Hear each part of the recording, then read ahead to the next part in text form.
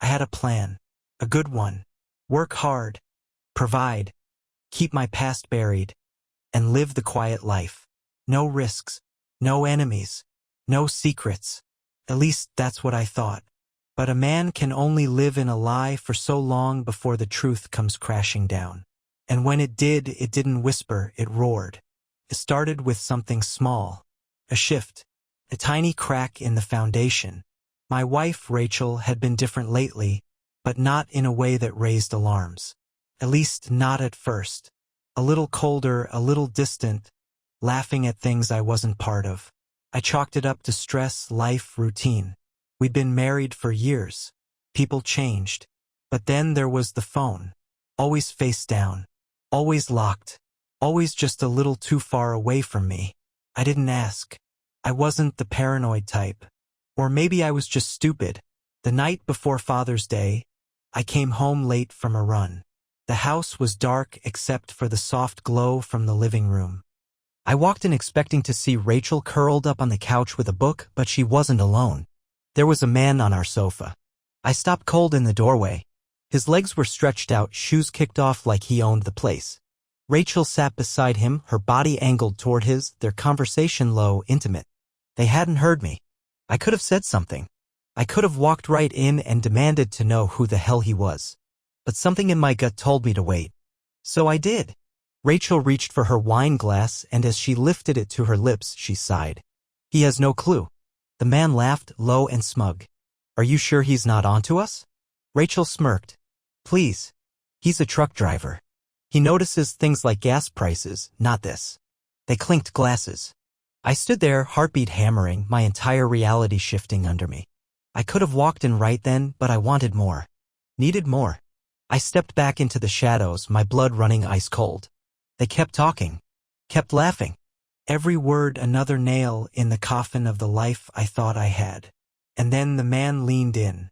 So, tomorrow? Rachel grinned. Tomorrow.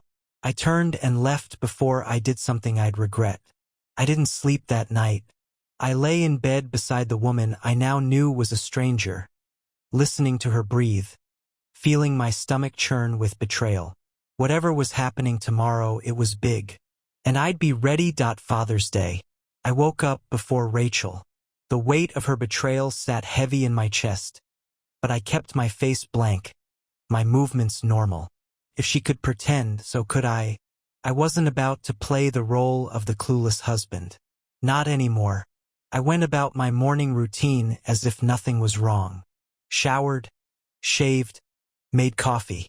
Rachel came downstairs a little later, looking radiant, dressed a little too nicely for a quiet day at home. She smiled at me like nothing had changed, but I knew the truth now. That smile wasn't for me anymore. I played along. I kissed her on the cheek, pretending I didn't know that only hours ago she was curled up on the couch with another man making plans behind my back. My stomach twisted with disgust, but I forced myself to stay calm. Patience. Emily, our daughter, joined us for breakfast, oblivious to the storm brewing beneath the surface.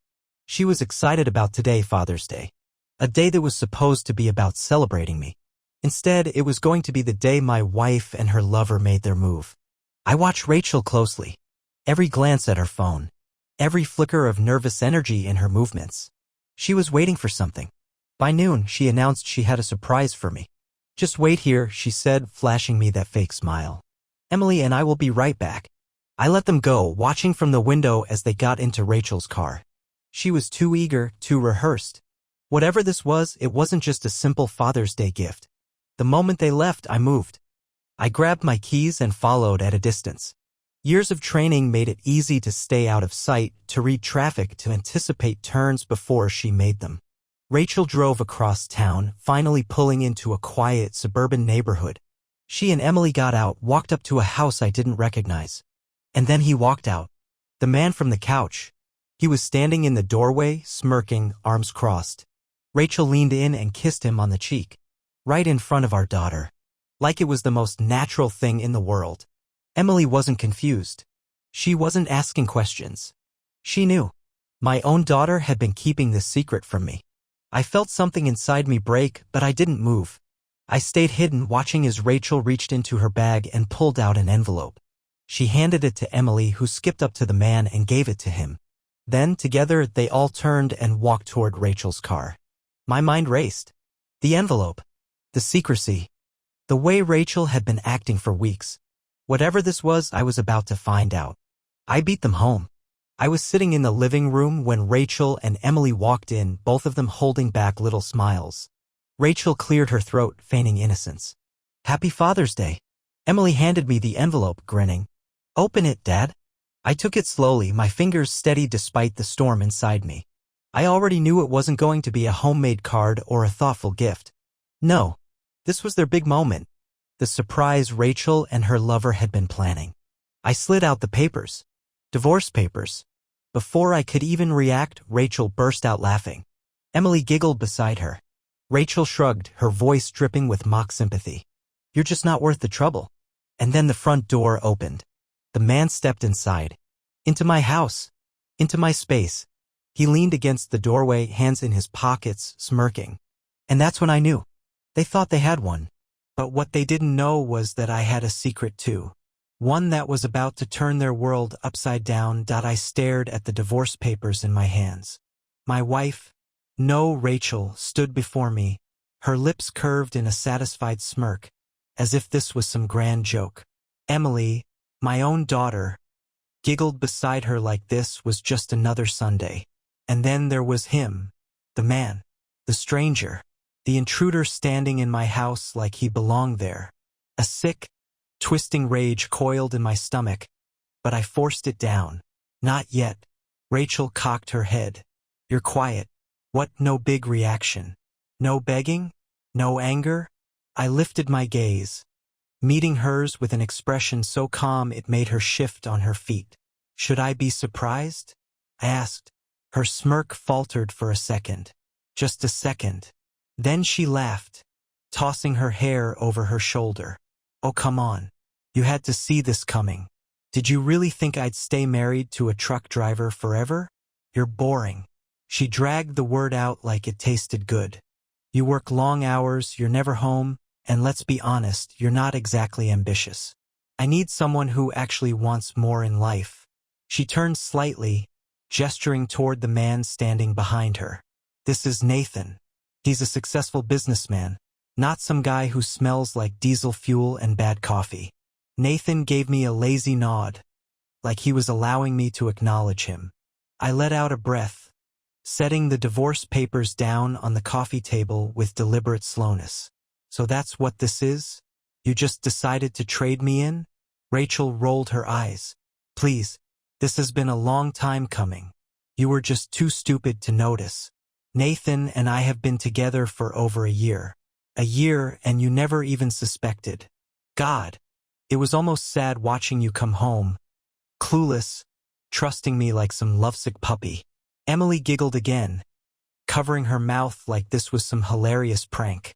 Something inside me cracked. I looked at my daughter, and felt something colder than rage settle in my chest. And you? I asked, my voice eerily calm. You knew? Emily didn't hesitate. Obviously, she said, shrugging. Mom deserves better, Dad. Nathan's way cooler than you. He takes us out, buys us things. He's actually fun. I nodded. Slowly. Thoughtfully. And that's worth throwing your father away? Rachel sighed, exasperated. Oh, don't be so dramatic. You'll be fine. Just sign the papers, move on, go drive your little truck. We've been nice about this, you know. We could have just kicked you out. Nathan chuckled. Would have been easier, he muttered. I turned my eyes to him. Finally. He was enjoying this. The power. The humiliation. He thought he'd won. He had no idea. I exhaled, rubbing my jaw as if I was considering their words. Then I looked at Rachel, my expression unreadable. You want me to sign the papers? Fine. She blinked, caught off guard. Wait, what? I grabbed the divorce papers and a pen. I'll sign them right now. Rachel and Nathan exchanged quick glances. They'd expected a fight, maybe even some begging, but I wasn't giving them any of that. I flipped to the last page, pen poised. Then I paused. But before I do, I glanced up at Rachel, meeting her eyes. Since we're being honest, maybe there's something you should know. Her smile stiffened. What are you talking about? I leaned back, tilting my head slightly. See, you've been laughing about how I never noticed your little affair. How I was just some blind, oblivious truck driver. But that's the thing, Rachel. I smiled, slow and deliberate. I'm not just a truck driver. Silence. Nathan's smirk twitched. Rachel's fingers tightened around her arms. Emily frowned. What's that supposed to mean? I tapped the divorce papers with the pen. You said I was boring. That I had no ambition. That I was just some guy behind the wheel. And I let you believe that. I smiled again, letting it sink in. But here's the funny thing. Before I ever sat behind a truck, I was trained to notice everything. I was trained to predict, analyze, adapt. And I was trained to deal with problems before they ever became threats. Rachel's face paled slightly. What the hell are you talking about? I leaned forward. I knew about you and Nathan months ago. Rachel stiffened. Nathan stopped smiling. Emily's eyes widened. I let the words sink in, then added, I knew before you knew I knew. Rachel swallowed. That's not possible. I smiled. Isn't it? She glanced at Nathan again, this time worried. You're lying. I shook my head, almost pitying her. Think about it, Rachel. You really think a man who spends weeks on the road, a man who's spent his whole life watching, waiting, reading people, wouldn't notice his own wife sneaking around? I chuckled. I saw the signs before you even realized you were giving them. The way you checked your phone at odd hours. The way you started overcompensating, being sweeter to me on some days, picking fights on others just to ease your guilt. And Emily? She's not as subtle as she thinks. The little eye rolls, the way she hesitated before answering my questions, the way she covered for you without even thinking. Rachel's face had lost its smugness entirely. Nathan, however, was still trying to recover. He scoffed. Okay, let's say you did know. So what? You still got played. We're here, you're out. I exhaled slowly. Nathan, do you really think I would just sit back and do nothing for months? The color drained from his face. I let the silence hang between us, savoring the shift. Rachel's breathing was shallow now. Emily wasn't laughing anymore. Rachel licked her lips. What did you do? I looked her dead in the eyes. And I smiled. You'll find out soon enough. Rachel's face twisted into something ugly, confusion, anger, fear. She wasn't in control anymore, and she felt it. Nathan shifted beside her, his smirk cracking. Emily, so smug only moments ago, glanced between them, uncertainty creeping in. Good. I leaned back, tapping my fingers on the armrest, letting them sit in that silence. Letting them squirm. Rachel finally broke first. You're bluffing, she snapped, her voice tight. You're just some truck driver. What could you possibly have done? I smiled. Slow. Deliberate. You sure you want to ask me that? Her throat bobbed as she swallowed. Yeah, I am. Nathan huffed, folding his arms. Jesus, Rachel, don't let him mess with you. He's full of SH. I tilted my head toward him, cutting him off with nothing but a look. Nathan, I said, voice calm. Tell me something. How's business these days? His brows furrowed. What? Your business, I said smoothly. Rachel said you're a successful businessman, right? Got a lot of investments, properties, clients. I let the word linger. Everything running smoothly? He hesitated, shifting on his feet. Yeah, obviously. I nodded slowly. That's interesting. Rachel's eyes snapped to me, something cold washing over her features. She knew me, really knew me, and she could tell I wasn't just talking. Nathan scoffed, shaking his head. This is pathetic. You're trying to intimidate me with what? Vague questions? Please, you're a truck driver, dude. Stay in your lane. I chuckled. You know, Nathan, I actually like that phrase. Stay in your lane. It's good advice. Really keeps a man out of trouble. But see, I leaned forward slightly, voice dropping just enough to make them listen. You didn't stay in yours. Nathan's nostrils flared. What the hell are you saying? I turned back to Rachel. You never asked where I came from. Did you? Her lips parted slightly, but no words came out. You just assumed I continued. You saw the job, the simple routine, and thought, well, that's all there is to him. You thought you were playing chess with a man who didn't even know the game was happening. I exhaled. But Rachel, I was playing before you ever even set up the board. She took a tiny step back. Just an inch. Nathan noticed. His frown deepened. Rachel, what is he talking about? Rachel didn't answer. I stood up, slowly, taking my time. Nathan tensed instinctively, his hands forming loose fists at his sides. He was unsure now. That smug confidence had been chipped away, replaced with something else. Doubt. I let my gaze sweep over him before finally answering. What I'm saying, Nathan, is that you should probably check your accounts. Nathan's jaw tightened. Why the hell would I? His phone buzzed. Rachel flinched. Emily let out a nervous laugh, eyes darting to her mother. Nathan pulled his phone out, frowning at the screen. His frown deepened. Then it turned into something uglier. Panic. Rachel stepped forward. Nathan? Nathan's fingers moved frantically over his screen, his breathing picking up. His voice cut off as he swallowed. He looked up at me, really looked at me like he was seeing me for the first time. What the F *** K did you do? I didn't answer. I didn't need to. Rachel snatched the phone from his hands. Her eyes flicked over the screen. I saw the moment it hit her. Shock. Fear. No, she whispered. Emily shifted on her feet. Mom? Rachel turned on me, fury flashing in her eyes. You bastard. Nathan grabbed his phone back, fingers shaking. This has to be a mistake. This has to be. He stopped, running a hand through his hair. Everything's frozen. My accounts. My F *** King properties. What the hell did you do? I smiled. And then I walked past him toward the front door. Where are you going?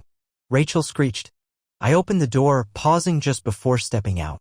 Then I turned back to them, my gaze settling on Emily. You made your choice, I said, my voice quieter now. All of you did. I let my eyes drift to Rachel. Enjoy the life you wanted. Then I walked out, leaving them in the ruins of their own betrayal. The air outside felt different. Lighter. The weight that had been pressing on my chest since I first read Rachel's message was gone. I had seen it coming, prepared for it, even set things in motion myself, but still, walking out of that house, knowing what I had left behind, it felt like stepping out of a burning building just before the roof collapsed. And collapse it would. I reached my truck, opening the door but not getting in just yet. Instead, I leaned against it, breathing in the cool air, listening. Inside the house, there was chaos. Rachel's shrill voice. Nathan's panicked demands. Emily crying, whether from regret, anger, or just the realization that things weren't going as smoothly as she thought. I didn't know. Didn't care. Not anymore. I took my time. Let them stew in it. Then finally, my phone buzzed in my pocket. Right on time. I pulled it out and checked the screen. A single message. One word. Done. A slow smile spread across my face. Nathan had no idea who he had screwed over. None. He thought he was stepping in to claim another man's life, take what he wanted and laugh about it. But he had walked into a game that had already been played and lost. He just hadn't realized he was the loser yet. I pushed off my truck, climbed in, and started the engine. But I didn't drive away just yet. No, I wanted to watch. Took about 5 minutes. 5 minutes before the front door burst open and Nathan stumbled out, phone to his ear, shouting into it. I couldn't hear the words, but I didn't need to. I knew exactly what was happening. He was calling his bank, his lawyer, anyone who could undo what had just happened. But there would be no fixing it. His accounts were frozen. His properties were flagged. His business license under federal investigation. I had spent months preparing for this. Started small. A deep dive into his financials. Finding the cracks, the inconsistencies. The places where he had cut corners, dodged taxes, used his influence to get ahead. Then came the real work, exposing them. Sending the right information to the right people. A whisper in the right ears. Letting it build like a slow-burning fire, waiting for the perfect moment to ignite. And today? That moment had come. Nathan was ruined. And the best part? I never even had to touch him. I watched as he paced the front yard, his movements jerky, panicked. Then Rachel stormed out after him, still gripping her phone, her face twisted in pure rage. She grabbed his arm, saying something sharp, accusing. He shook her off, snapping something back. Blaming her. Good. She turned, looking around wildly, searching for something from me. I rolled down my window and gave her a little wave. Her face went white. Nathan followed her gaze, his expression going from panic to fury in an instant. He took a step toward my truck, hand clenched into a fist. You son of a... I didn't stick around to listen. I shifted into gear and pulled away, leaving them standing there, their world crumbling around them. And for the first time in a long time, I felt free. The road stretched ahead of me, empty and open. I gripped the wheel, not out of tension, not out of anger, just because it felt real. Solid. Unlike the past few months where every moment had felt like watching a train wreck in slow motion, unable to stop it. Except I had stopped it.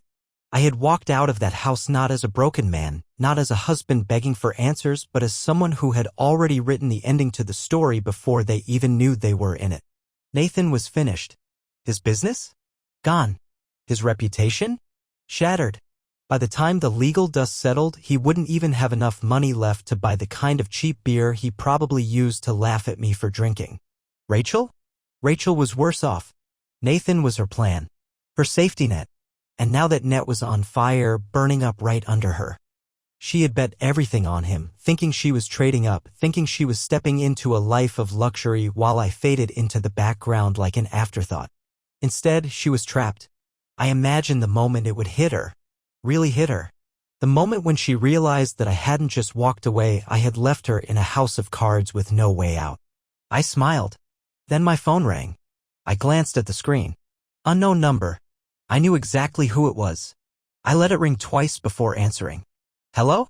A pause. Then Rachel's voice, tight with barely restrained fury. You son of a bitch. I didn't respond. I let the silence stretch, waiting. She took a breath, trying to control herself. You think this is funny? I consider that. A little, I admitted. She let out a sharp, bitter laugh. Wow. You know, for a guy who was so desperate to keep this marriage together, you sure changed your tune fast. I shook my head even though she couldn't see me. Rachel, you really think I was desperate? That I didn't see what you were doing? You thought I was just some clueless idiot sitting in a truck all day, completely blind to what was happening right under my nose? I paused. That's what makes this so funny. You actually thought you were winning. Silence. For the first time, she didn't have a quick comeback. I leaned back in my seat, tapping the wheel lightly. Tell me something, Rachel, how's Nathan doing? Her breath hitched. There it was. I could picture her face perfectly. The way her mind was scrambling for a way to spin this. For a way to still come out on top. But there was no coming back from this. Not now. Not ever. You're a bastard, she spat. You think you're so smart? What, you ruined Nathan and now you think I'll come crawling back to you? I laughed. Actually laughed. Rachel, I wouldn't take you back if you were the last person on earth. She inhaled sharply, caught off guard. That's what she had been counting on. Wasn't it? She had assumed that no matter how much she humiliated me, no matter how deep the betrayal went, I'd still be an option. That when things fell apart, she could turn back, put on some crocodile tears, tell me she had made a mistake, and I'd take her in like some pathetic, lovesick fool. She didn't understand. This wasn't heartbreak. This wasn't even revenge. This was me taking back everything she thought she could steal. I exhaled slowly. You're on your own now, Rachel. I hope it was worth it. She made a sound, half a scoff, half a breath, and then hung up.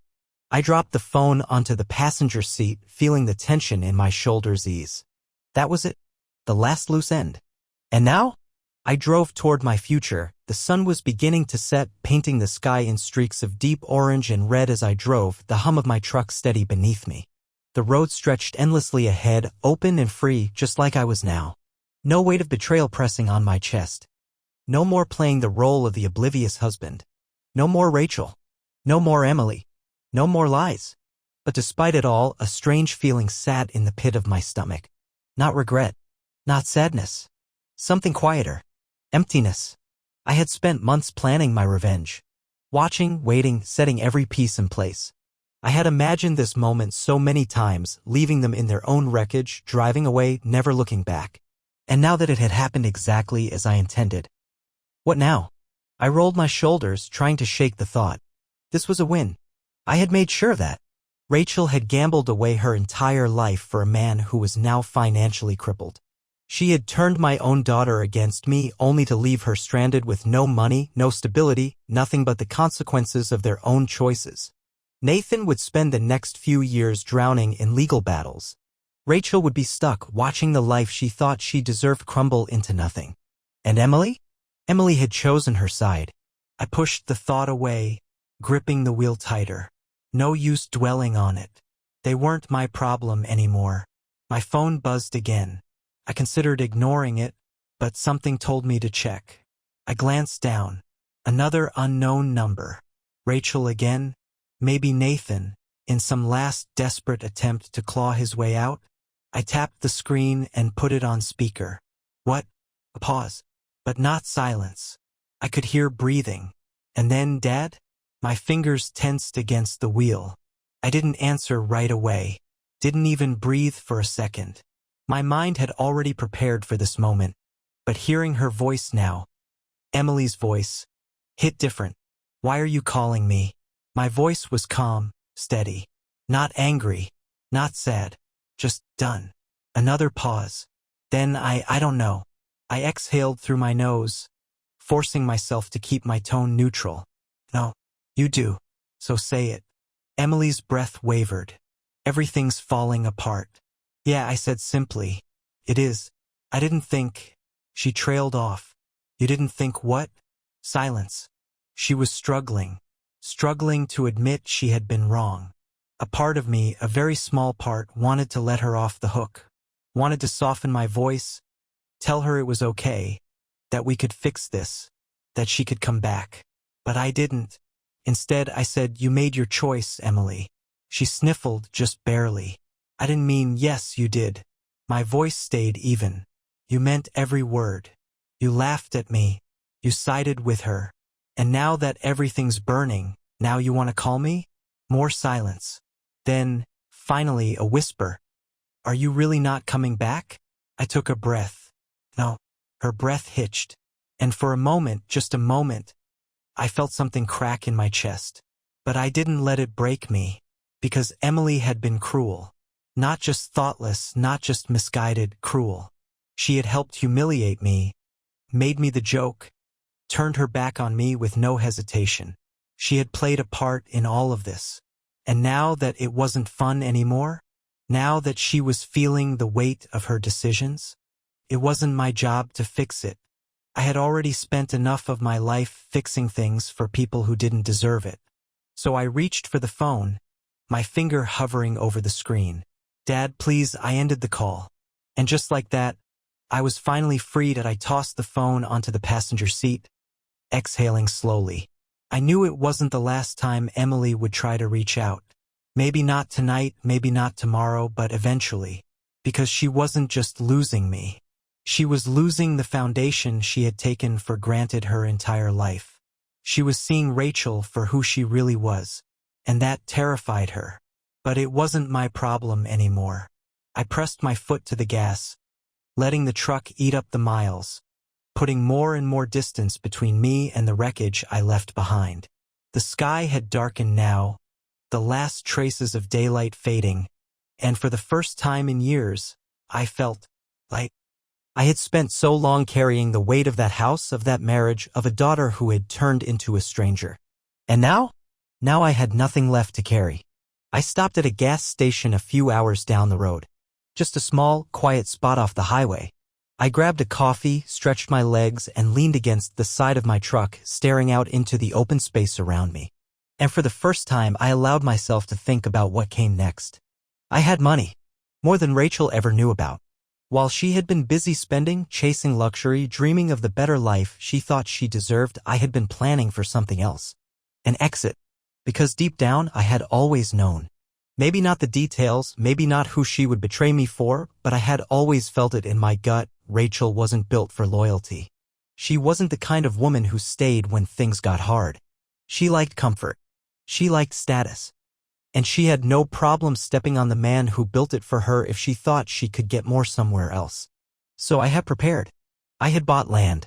A quiet place, away from everything. I had stacked my money where she couldn't touch it, investments she didn't know existed. And now, with nothing holding me back, I was free to live the life I had been planning for myself all along. No Rachel. No Emily. No more playing the fool. I took a sip of my coffee, the bitterness grounding me. A couple pulled up to the gas station, laughing about something, the woman leaning into the man, her face glowing with that quiet kind of love that doesn't need to be spoken aloud. He looked at her like she was his whole world. I turned away. I wasn't that man anymore. I wasn't someone's world. And I didn't know if I ever wanted to be again. I finished my coffee, tossed the cup into the trash, and climbed back into my truck. Time to move forward. The highway stretched out in front of me, dark and endless, the distant glow of headlights barely piercing the quiet of the night. I had always loved driving at this hour. It was different from the daylight rush, no distractions, no noise, just the steady hum of the engine and the road unfolding ahead, mile after mile. But tonight wasn't just another long haul. Tonight was the beginning of something new. I had no home to go back to. No family waiting for me. No ties left to hold me in place. And for the first time in my life, that didn't scare me. It felt like freedom. My phone buzzed again. I didn't even have to look. I already knew. Rachel had tried once. Emily had tried once. Yeah? It was Nathan's turn. I let it ring. Let him sit in his own panic for a moment. Then, at the very last second, I answered. I didn't say a word. Nathan's breathing was heavy on the other end, like he had been pacing, losing his mind trying to figure out how to salvage his life. You think this is over? His voice was sharp, shaking with barely contained rage. You think you can just walk away from this? I took my time responding. I didn't walk, Nathan. I ran. He let out a sharp breath. You set me up. I smiled. I didn't set you up. You did that to yourself. I just made sure people noticed. You ruined my life. I leaned back in my seat, watching the endless stretch of asphalt ahead. And yet here you are, still breathing. Still free.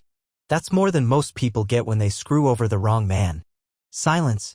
That one hit different, and he knew it. Nathan wasn't stupid. Arrogant, sure. Overconfident? Absolutely. But not stupid. He had spent months laughing at me behind my back, sleeping with my wife, spending time with my daughter, thinking I was nothing more than a dumb, hard-working idiot who wouldn't notice. Now he was starting to realize something. I wasn't a man he should have messed with. You think I'm just gonna let this go? He said finally, his voice quieter now. I have people. Connections. You don't just get to do this and drive off into the sunset. I nodded like I was actually considering his words. Then I said, Nathan, tell me something. How much money do you have right now? His breath hitched, because he already knew the answer. None. His accounts were frozen. His assets were locked. His connections were people who only stuck around when there was something in it for them. And right now, Nathan had nothing left to give. You can make threats all you want, I continued, my voice calm, almost amused. But the truth is, you have nothing. No money, no power, no influence. You're not coming after me, Nathan. You're just another man who thought he could take what he wanted without consequence. And now, I let out a small breath. You're just another man who lost. Silence. I could hear his breathing, could practically feel the rage radiating off him through the phone. He wanted to scream, to lash out, to break something, but he didn't. Because deep down, he knew I was right. I let the silence stretch, then with a small chuckle I said, you should have stayed in your lane. Then I hung up. And I never looked back. I tossed the phone onto the seat beside me, not bothering to turn it off. I knew there wouldn't be another call. Nathan was done. Rachel was done. Emily? That was still a question I didn't want to answer. But as I drove, the reality of it all started to sink in. For months, I had been waiting for this moment. Planning, setting the trap, making sure every piece fell exactly where I wanted it to.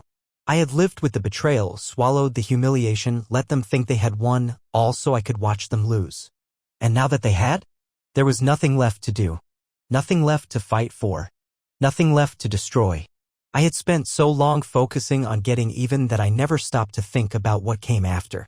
What does a man do when the war is over and he's the only one left standing? I pulled off the highway after another hour, stopping at a small roadside diner. The kind of place that only truckers and night owls bothered with. It was nearly empty inside, just a waitress wiping down tables and an old man nursing a coffee in the corner. I slid into a booth and ordered coffee black. No sugar. No cream. Just strong. As I waited, I stared out the window at the dark horizon, at the endless road stretching beyond it. I was free. Truly free.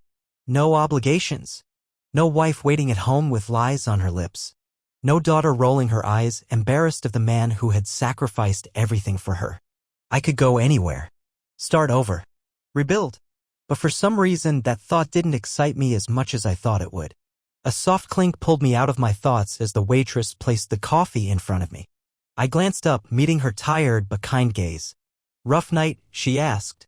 I let out a small chuckle. Something like that. She gave me a knowing smile, like she had seen plenty of men like me pass through these doors. Well, coffee helps. Food, too. You look like you could use a good meal.